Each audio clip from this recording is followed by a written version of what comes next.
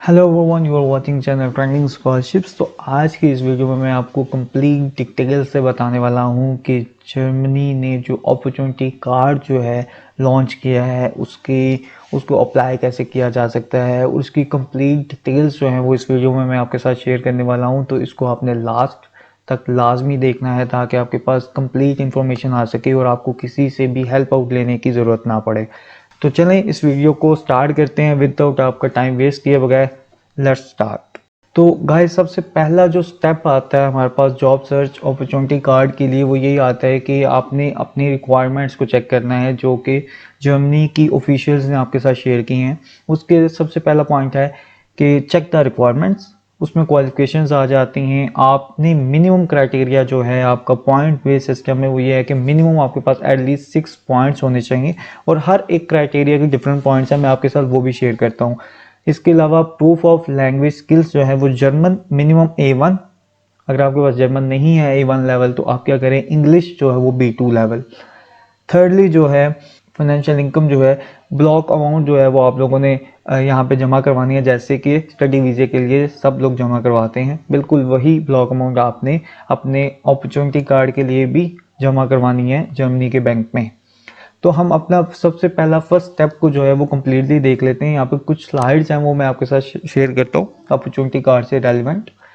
तो हम डिफ्रेंशिएट करते हैं वर्क वीज़ा को और अपॉर्चुनिटी कार्ड को। वर्क वीज़ा जो है वो 6 मंथ का वर्क वीज़ा होता था जर्मनी का, जिसमें आपके पास एक जॉब ऑफर लेटर होना चाहिए था जिसकी बेसिस के ऊपर आपको एक वर्क वीज़ा मिलता था और एंट्री मिलती थी जर्मनी में जाने के लिए। लेकिन गवर्नमेंट ने देखा कि इस तरह जो है कोई भी प्रोफेशनल जो है ये अपॉर्चुनिटी अवेल नहीं कर पाता था, क्योंकि लेंथी प्रोसेस था जॉब को अवेल करना जर्मनी में। तो उन्होंने क्या किया, उन्होंने एक अपॉर्चुनिटी कार्ड जो है उसको इंट्रोड्यूस करवाया है 2024 में, और इसकी जो डेट स्टार्ट हुई थी वो 1 जून थी।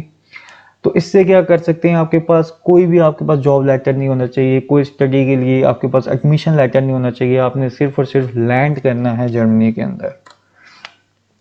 तो आपने जो है अब this is how you receive a job search opportunity, कि आपने जर्मनी में आके अपनी जॉब जो है वो तलाश करनी है और यहाँ पे आपने अपना फिर करियर जो है वो इस्टेब्लिश करना है।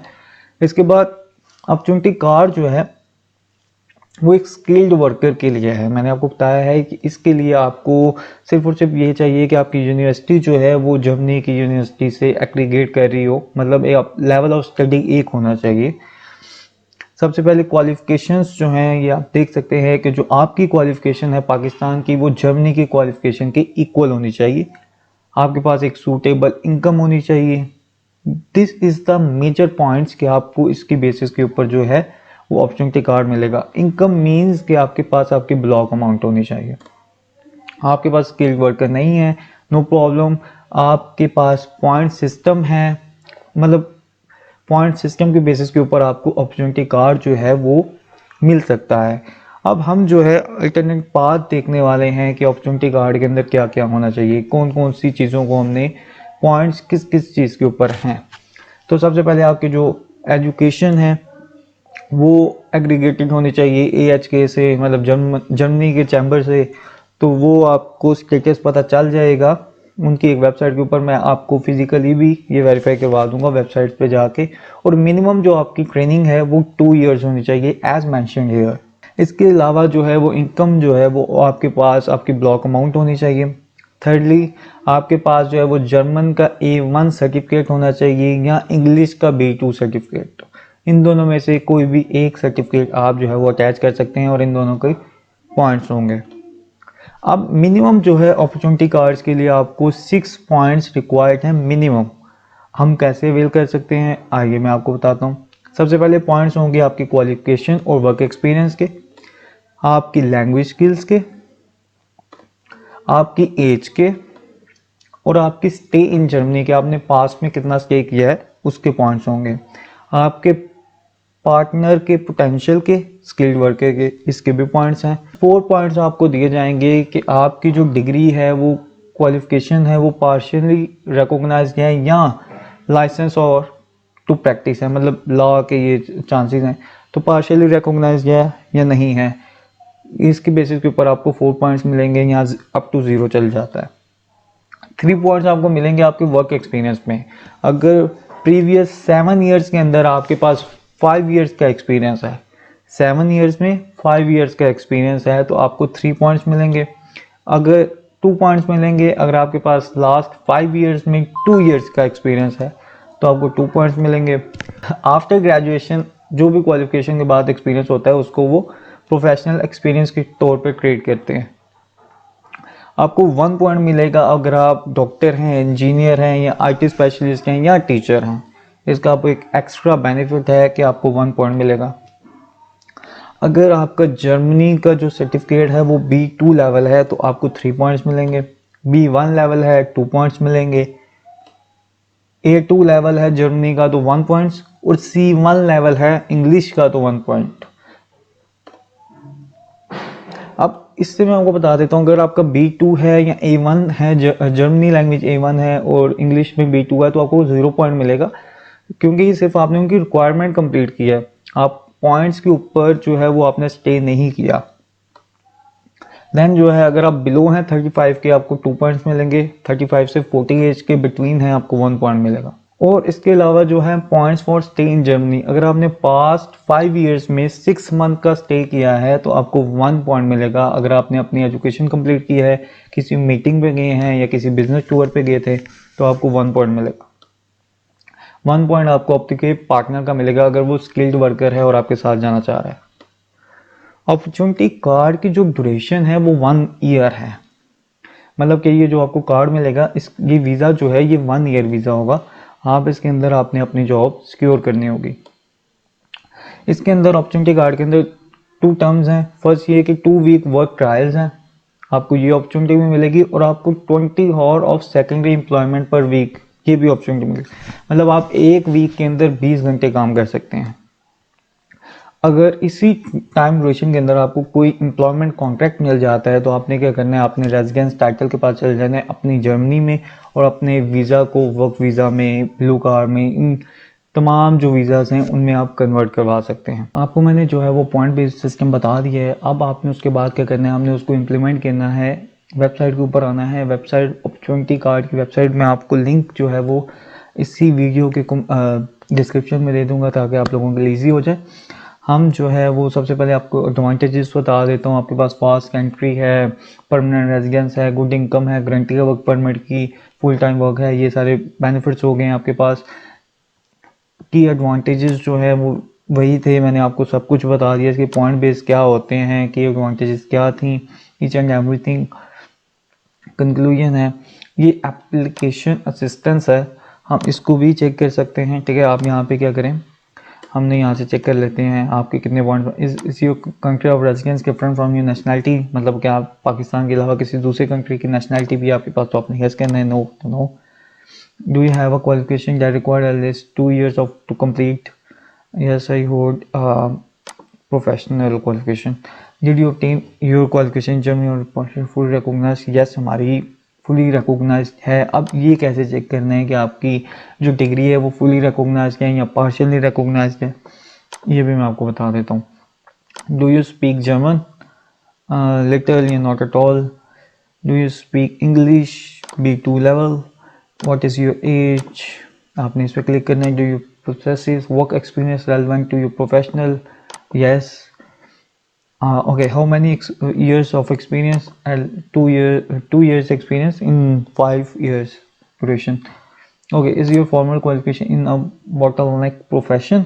अच्छा, bottleneck profession वो प्रोफेशन से जिनकी शॉर्टेज है, ठीक है, जिनकी शॉर्टेज थी, तो आपने इधर इंजीनियरिंग जो भी है, इफ रेलिवेंट है तो आप बता सकते हैं। अगर आपने जर्मनी में स्टे किया है तो आपने बताना है। Do you have a partner who wish to enter Germany with an opportunity card? Yes या no। आप इसको do you have sufficient financial, मतलब आपके पास ब्लॉक अमाउंट है। Yes। Do you already have a job of employer? No। आपने अपना यहाँ पे नेम देना है, फर्स्ट नेम दे दें बट, और आपने अपनी ईमेल देनी है। जब आप ये दोनों चीज़ें यहाँ पे सबमिट करेंगे देन जो है वो आपको आपका पॉइंट्स जो हैं वो बता दिए जाएंगे कि आपके पॉइंट्स क्या हैं। इसके अलावा जो है बहुत से स्टूडेंट्स ये कहते हैं कि हमने अपॉर्चुनिटी कार्ड को ऑनलाइन अप्लाई करना है, हमारा वीज़ा जो है वो ऑनलाइन आएगा, तो मैं सिंपल से आपको बता देता हूँ। एक वेबसाइट है, मैं इसका लिंक भी आपको डिस्क्रिप्शन में दे दूँगा। यहाँ पे ये सारी अपॉर्चुनिटी कार्ड्स की जो है वो डिटेल्स लिखी हुई हैं। यहाँ पे मैंने कंट्री सेलेक्ट किया है पाकिस्तान, ठीक है। You responsible German mission. अब आप ये देख सकते हैं कि Islamabad, Karachi, Islamabad, Afghan applicants, online application not available. मतलब कि पाकिस्तान से आपकी जो ऑनलाइन एप्लीकेशन है वो भी अवेलेबल नहीं है, आपको एम्बेसी में ही जाना होगा और उधर ही जाके आपको जो है वो वीज़ा की या अपॉर्चुनिटी कार्ड की जो है वो सर्विस अवेलेबल होगी। देन जो है वो मैं आपको बता देता हूँ, यहाँ से भी आप जो है वो अपने अपॉर्चुनिटी कार्ड्स की जो टेस्ट है वो कर सकते हैं, अपना एलिजिबिलिटी क्राइटेरिया देख सकते हैं, एलिजिबल देख सकते हैं कि आप हैं या नहीं हैं। ब्लू कार्ड्स के लिए भी देख सकते हैं। ईच एंड एवरीथिंग जो है इस वेबसाइट पे भी है, makeitingermany.com, तो इसको भी आप विज़िट कर सकते हैं। अब बात आ जाती है, इसके बाद जो हमने 2 पॉइंट्स करने थे वो ये था कि हमने यूनिवर्सिटी को देखना था कि यूनिवर्सिटी जो है वो हमारी जर्मन यूनिवर्सिटी से रेलिवेंट है, या जो हम स्टडी कोर्स ऑफ स्टडी था वो रेलिवेंट है या नहीं है। स्टेटस चेक करना था, H1 क्या होता है, H-, H+- क्या होता है, तो हम जो है वो ओके गाइस। इसके बाद आपने अनाबिन के जो है वो यूनिवर्सिटी डिग्री पे आना है, यहाँ पे ओपन करना है और यहाँ पे हम पाकिस्तान को चूज़ करते हैं। हमने पाकिस्तान को चूज़ किया है, कंफर्म कर दिए। यहाँ पे हम बैचलर्स जो है हमारी प्रीवियस बैचलर थी हम उसको देख लेते हैं, और ये जो थी वो मेरी है रेलिवेंटली, मैं आप लोग अपनी चूज़ कीजिएगा, इलेक्ट्रिकल इंजीनियरिंग। इसके बाद मैंने सर्च टर्म किया है, यहाँ पे मेरे पास 3 ऑप्शन आए हैं। पहले ऑप्शन पे क्लिक करता हूँ, ये नस्ट है और यूईटी टेक्सला है, ठीक है, इसको हम छोड़ देते हैं पहले ऑप्शन को। सेकंड ऑप्शन पे क्लिक करते हैं, ये है हजवेरी यूनिवर्सिटी, पाकिस्तान की प्राइवेट यूनिवर्सिटी है। हम थर्ड ऑप्शन पे क्लिक करते हैं। दैन आप देखेंगे यहाँ पे, देखिए यहाँ पे उन्होंने डिस्क्रिप्शन वगैरह दी हुई है पाकिस्तान के रेलिवेंटली 3 इयर्स 4 इयर्स। ओके, ये करस्पॉन्डेंस है 3 इयर्स ऑफ बैचलर्स के। और यहाँ पे आप लोग देख सकते हो कि UMT, UOG, UET Taxila, UET Lahore. हम UET लाहौर पे क्लिक करते हैं। ये H1 स्टेटस मीन कि ये उनकी जर्मन का जो स्टेटस था उससे मैच कर रहा है इसका स्टेटस था। अब UET के अंदर जितने भी उन कोर्सेज जो है वहाँ पे मेंशन है, मतलब कि ये सारे कोर्सेज जो है कि इसका जो स्टेटस है वो H+ है। आप यहाँ से इसका स्टेटस देख सकते हैं। और इसके अलावा जो है ये सारे कोर्सेज जो हैं ये मेंशन है, जिसमें से ये देखें bachelor of science in electrical engineering. इसके अलावा एक क्वेश्चन आता है कि सब कैंपसेस का क्या होगा, सब कैंपस कहाँ पे लाई करते हैं। तो सब कैंपस का ये होता है कि जब आप इंटरनेशनल तौर पे बात कर रहे होते हैं तो यूईटी ही मेन आपको देखा जाएगा। आपके पास जो डिग्री है वो यूईटी लाहौर की है, ना कि उसके सब कैंपस के, SK, RCT, Faisalabad campus, narwhal campus, इनकी डिग्रीज नहीं है आपके पास ना। आपके पास यूटी लाहौर की डिग्री है और आपने उसकी बेसिस के ऊपर अप्लाई करना है इसको। तो इसका स्टेटस जो है वो H+ है। अब ये स्टेटस जो है इसका मतलब क्या होता है, H+ का मीन क्या है। मैं यहाँ पे इंस्टीट्यूशंस पे क्लिक करता हूँ। ओके, इंस्टीट्यूशंस पे क्लिक करने के बाद जो है इसकी लैंग्वेज चेंज होनी चाहिए। ओके, ये देखिएगा कि the institutions are grouped together now as institution types and are given a certain status। मतलब इनको स्टेटस दिया गया है H+, H-, H+ और minus. H+ means the institution is questioned, is recognized as a university in its country of residence and is also considered a higher education institution in Germany। मतलब जिसका H+ status है मतलब कि वो Germany का ही एक institution consider किया जाएगा। H- means there is no recognition accreditation in the country of origin। Okay, H+ का मतलब है कि उसकी जो रिकॉग्निशन है वो नहीं मानी जा रही। H+- indicates institution for which no clear statement can be made. मतलब H+- का पता ही नहीं है कि वो किस कैटेगरी में है, प्लस में है, माइनस में। तो इधर से आप मतलब आपको पता चल जाता है। अब सेकेंडली क्वेश्चन ये आता है स्टूडेंट्स का कि हमारा जो इंस्टीट्यूशन है वो H+ में आ रहा है, लेकिन हमारा कोर्स जो है वो इसके अंदर जो है कोर्स जो है उसको डिफाइन नहीं किया गया कि हमारा मतलब फॉर एग्जांपल सिविल इंजीनियरिंग था तो यूईटी के अंदर जो है वो सिविल इंजीनियरिंग का कोर्स नहीं आ रहा, जबकि बाकी कोर्सेज जो है वो शो भी हो रहे हैं और वो H+ स्टेटस में हैं। देन आपने जाना है जैप के ऊपर। zap.kmk.organization पे। यह आपके जो सर्टिफिकेट्स हैं उनको इवेल्युएट करता है फॉरेन यूनिवर्सिटीज़ के लिए। इसकी एक who can apply for certificate valuation, जिन लोगों ने जर्मनी के लिए जाना है, ये देखें यहाँ पे लिखा हुआ है working living and learning in Germany, आप इसके लिए जा सकते हैं। जैप की एक फ़ाइल है, वो ये फ़ाइल है, इसको आप देख सकते हैं कि जैप कौन कौन से जो है वो के लिए, डिग्री के लिए, मास्टर की डिग्री के लिए, पोस्ट ग्रेजुएट डिप्लोमा के लिए, बैचलर्स की डिग्री के लिए।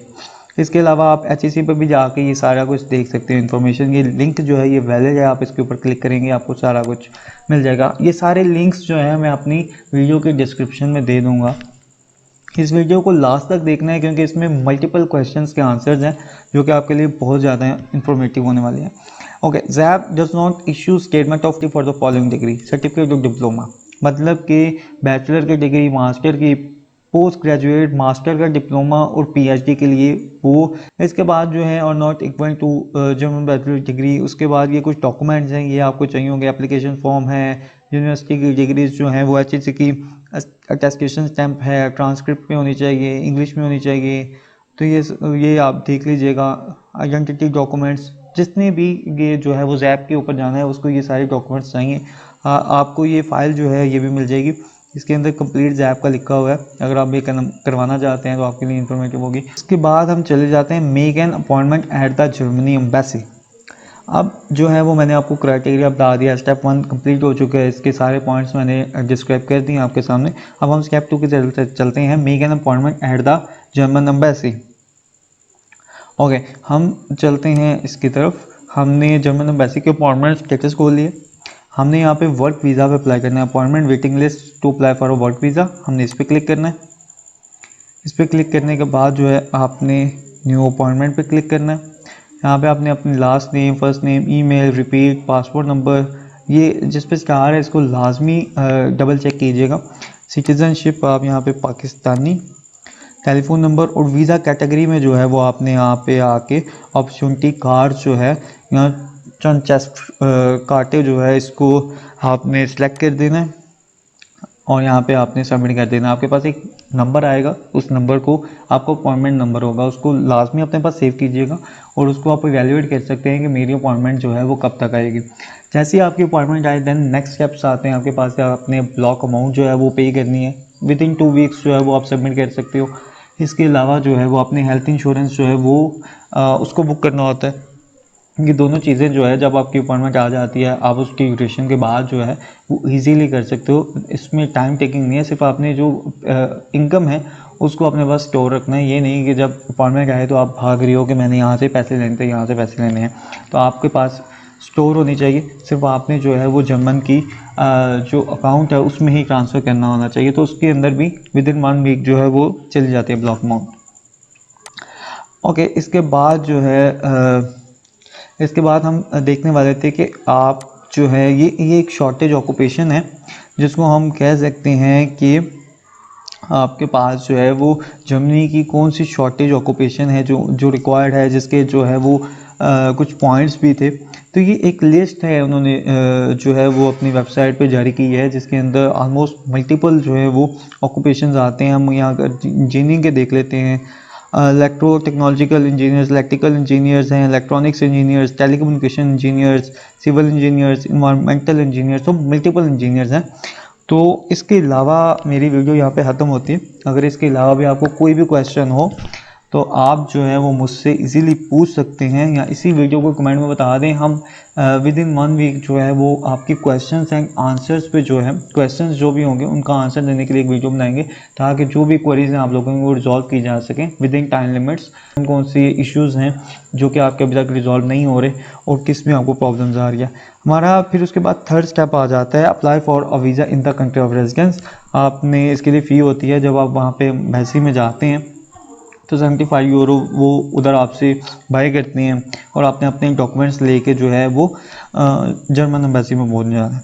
दैन जो है वो एंट्री स्टेप 4 है, आपने जर्मन जाना है और अप्लाई करना है। ये सारे स्टेप 4 और स्टेप 5 जो है ये आफ्टर वीज़ा है, लेकिन हमने अभी बिफोर वीज़ा बात करनी है। ओके गाइस, हम अपने 7 पॉइंट पे आ जाते हैं जिसमें हमने लैंग्वेज के बारे में देखना था, लैंग्वेज रिक्वायरमेंट क्या थी यहाँ पे। तो हम जो है सिंपल कर लेते हैं, which language test can I use to receive the opportunity card? You have to being a German language A1 or a English language level B2 required for this visa. here यहाँ पे उन्होंने कुछ German test बताए हैं। GER है ये, आप इसको शो करवा सकते हैं। GOT सर्टिफिकेट है, इसको शो करवा सकते हैं। German test as a original language, ये कोई टेस्ट का प्लेटफॉर्म है, इसको शो करवा सकते हैं। ओके, हमारा जो रिक्वायर्ड टेस्ट है वो है इंग्लिश टेस्ट। तो बहुत से स्टूडेंट्स कहते हैं कि पीटी, टोफल, डोलिंगो, आयल्स, कौन सा टेस्ट जो है वो हमने करना है। मैं आपको सिंपल सा बता देता हूँ, रिक्वायरमेंट्स उनकी B2 से C1 जितना हायर आप जा सकते हैं, लेकिन मिनिमम B2 है। यहाँ पे उन्होंने आपको कोई उससे रेलिवेंसी नहीं बताई। अगर आप टोफल को देखते हैं तो टोफल को रेलिवेंटली आपने देखना है B2 के लिहाज से। अगर आपकी स्कोर जो है वो B2 का है तो आपका वैलिड है। तो यहाँ पे क्या है, यहाँ पे टोफल जो है उसकी कॉस्ट वगैरह उन्होंने बताई है, उसकी पार्टिसिपेशन बताई है, टोफल का सर्टिफिकेट बताया है। तो आप मतलब फर्स्ट टेस्ट जो वैलिड है वो टोफल है, सेकंड जो है वो आयल्स है, इसकी फ़ीस वगैरह बताइए और ईच एंड एवरीथिंग उन्होंने बताया। थर्ड जो है वो कैम्ब्रिज सर्टिफिकेट है। You must first choose your language level and then pass the test. मतलब आपने एक लैंग्वेज लेवल को करना है, चूज़ करना है, देन आपने टेस्ट जो है उसमें अपीयर होना है। तो ये 3 टेस्ट हैं। तो मतलब मेजरली जो पाकिस्तान के स्टूडेंट्स के पास होता है वो आयल्स या टोफल का जो है वो सर्टिफिकेट होता है। तो इन्हीं 2 सर्टिफिकेट्स को वो यूज़ करते हैं और इसकी जो मिनिमम रिक्वायरमेंट है वो B2 है। और अगर वो C1 पे चले जाते हैं तो उन्हें 1 पॉइंट जो है वो अचीव हो जाएगा। ये थी आपकी लैंग्वेज के बारे में। इसके अलावा डुलिंगो, पीटी कोई ऐसा टेस्ट जो है वो वैलिड नहीं है। इस अपॉर्चुनिटी कार्ड के लिए सिंपल सा उन्होंने अपनी वेबसाइट के लिखा हुआ है, इस चीज़ को ना मेंशन किया हुआ है, आप लोग इससे रीड भी कर सकते हैं। So thank you so much for your time. आपने हमारे चैनल को सब्सक्राइब करना है, लाइक करना है और वीडियो को दूसरों के साथ शेयर करना है, ताकि ये सारी इन्फॉर्मेशन किसी उस बंदे तक पहुंचनी चाहिए जिसको अभी तक A to Z कुछ भी इल्म नहीं है इस बारे में। तो थैंक यू सो मच।